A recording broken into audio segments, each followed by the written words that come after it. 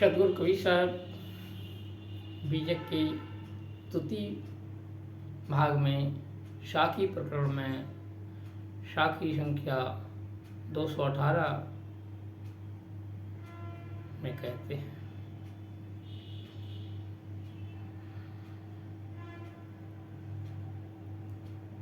Bell कुढंगी फल बुरो फुलवा कुबुध वसाय और विनष्टि तुमरी तेरो सरोपात करवाय। बेल कुढंगी फल बुरो, जो लता कुपथगामी है उसका फल बुरा ही होगा।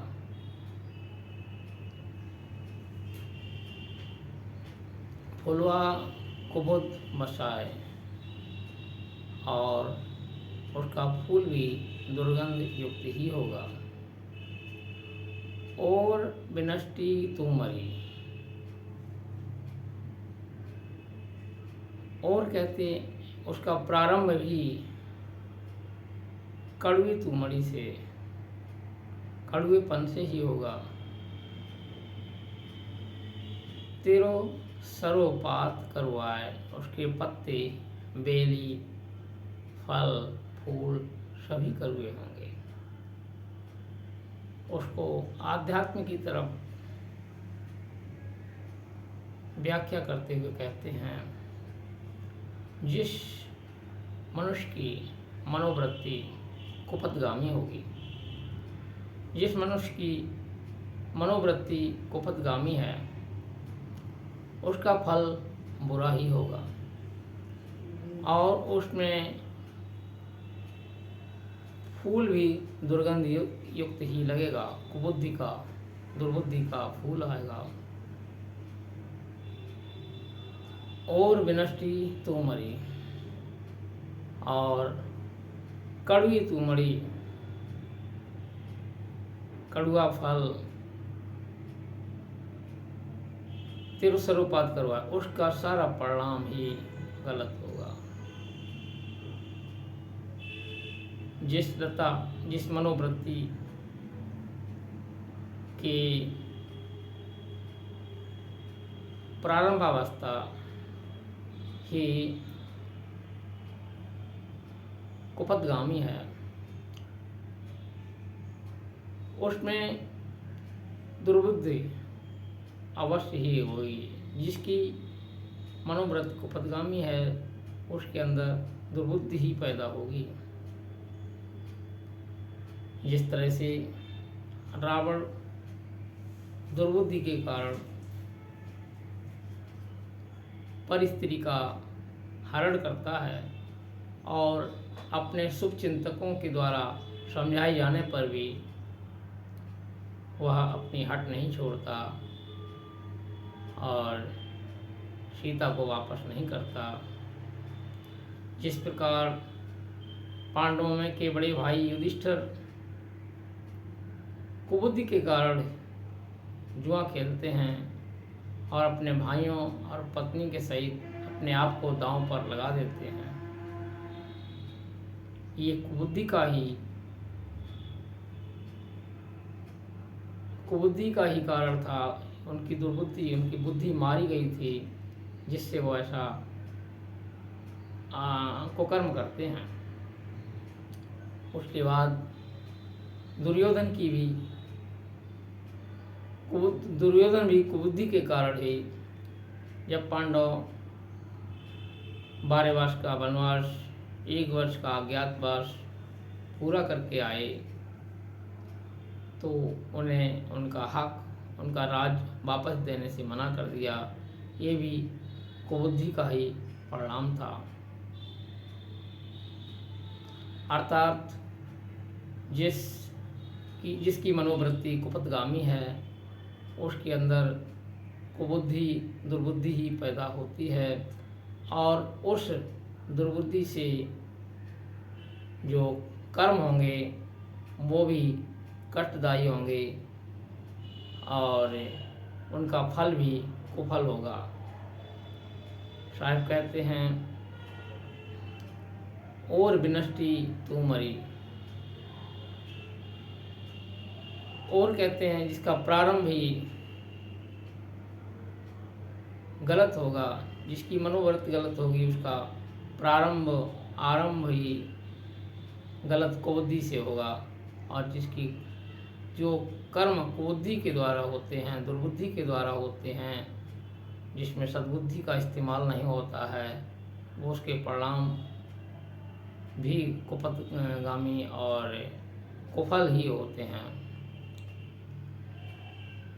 तेरो सरोपात करवाए, उसमें कड़वी बेल में, कड़वी लता में जो फूल आएगा वो भी दुर्गंध युक्त होगा, जो फल आएगा वो भी कड़वा होगा, और उसके सारे पत्ते भी कड़वे होंगे। इसी प्रकार जो मनुष्य जिसकी मनोवृत्ति कुपथगामी है, उसके सारे कर्म ही कुकर्म होंगे, और उसके परिणाम में उसे दुख और कष्ट ही आएंगे। फल उसका कुपथ ही होगा, कुफल ही होगा। उसका सारा जीवन ही इस तरह से नष्ट हो जाता है। और इसकी विपरीत जिसकी मनोवृत्ति सुपथगामी है, वो कभी कुबुद्धि को धारण नहीं करेगा। जिसकी मनोवृत्ति सुपथगामी है, उसकी सद्बुद्धि ही होगी, दुर्बुद्धि नहीं उसमें आ सकती। विवेक विचार से चलेगा और संसार में अच्छे आचरण करेगा। उसकी लता के फूल भी सुंदर और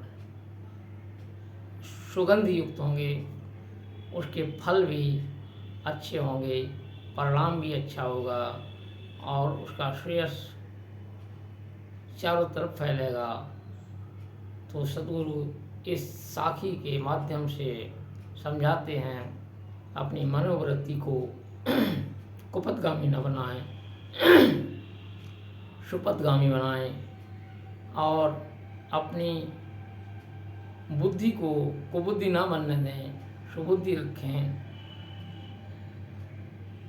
तो आपका जीवन भी सुखपूर्ण बीतेगा। तो साहिब ने इस साखी के माध्यम से यही समझाया है कि अपने विचारों को सुंदर रखें, अपनी कर्तव्यों को सुंदर रखें, अपनी मनोवृत्ति को सुपथगामी बनाएं, तो हमारे जीवन के में जो परिणाम आएगा, जो फल होंगे, जो फूल होंगे, सब सुगंधि युक्त होंगे, और उसकी लोगों में एक जागृति होगी। हमारा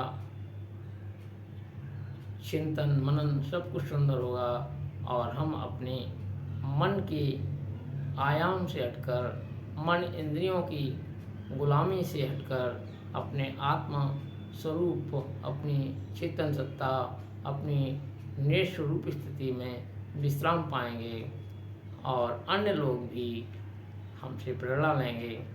यही इस साखी के माध्यम से सद्गुरु ने समझाने का प्रयास किया है कि बुद्धि को कुमार्ग पर न जाने दें, और अपनी मनोवृत्ति को कुपथगामी न होने दें। थोड़े से प्रयास से ही जीवन नष्ट हो जाता है, कुपथगामी हो जाता है, और थोड़े ही प्रयास से जीवन सफल हो जाता है, सुपथगामी हो जाता है, और उसके परिणाम भी कुफल और सुफल होते हैं। साहिब पंथ।